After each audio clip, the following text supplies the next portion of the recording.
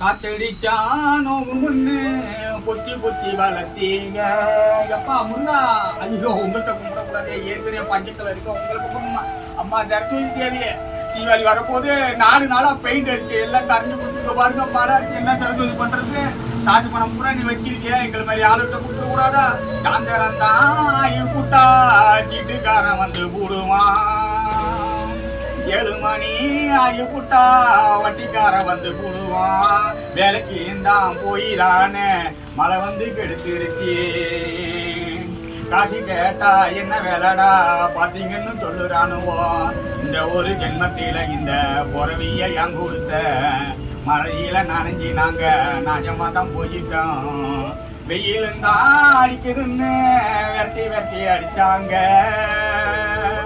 அதையும் தான் பார்க்காம துணம்ப நாங்க அடிச்சோங்க.